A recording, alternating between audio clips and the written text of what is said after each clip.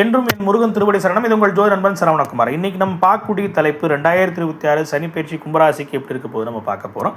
அந்த 2026 சனி பகவான் 2ஆம் இடமான பாத சனி அப்படின்னு சொல்லக்கூடிய கடைசி பகுதிக்கு வந்திருக்கார். கடைசி 2.5 வருஷம். இதோட இந்த 2ஆம் வருஷத்தோட சனி கும்பராசிக்காரர்களுக்கு 7 சனி முடிய போகுது.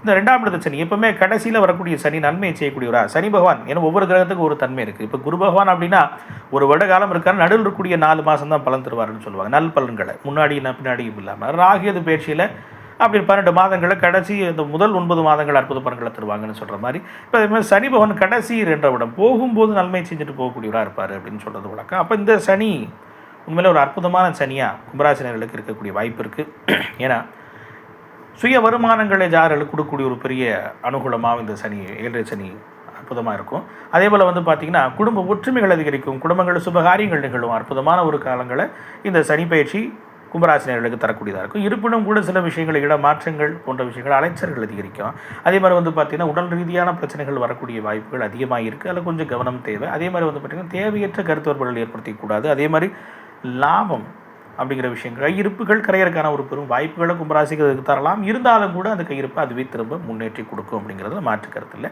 உங்களுடைய சுய ஜாதகத்தில் சனி பகவான் நல்லா இருக்கும் பட்சத்தில், நீங்கள் நல்லா வச்சிருக்கும் பட்சத்தில், நீங்கள் உங்கள் ஜோதிடர்கள் மூலமாக ஆலோசித்து சனி பகவான் நல்வழிப்படுத்தும் போது நிச்சயமாக இந்த சனி பயிற்சி கும்பராசிகளுக்கு ரொம்ப அற்புதமானதாக இருக்கும்.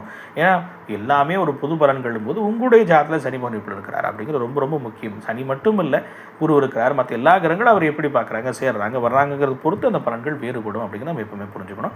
அப்போ உங்களுடைய பொது வழிபாடாக நீங்கள் யாரை வழிபட்டால் இப்போது இந்த 7 சனியை கும்பராசிகளை அற்புதமாகவும் அனுகூலமானதும் கிடக்க முடியும் அப்படின்னா ஆஞ்சநேயனுடைய வழிபாடு. செவ்வாய்க்கிழமைகள் ஆஞ்சநேயர் வழிபாடு போது அவரை போய் வழிபாடும் போது உங்களுடைய நோய் சார்ந்த விஷயங்களில் கட்டுப்பாடு இருக்கும். பல பெரிய விஷயங்களில் தடைகள் இருந்து விலகும். அப்போ ஆஞ்சநேயர் வழிபாடு எடுத்துக்கோங்க.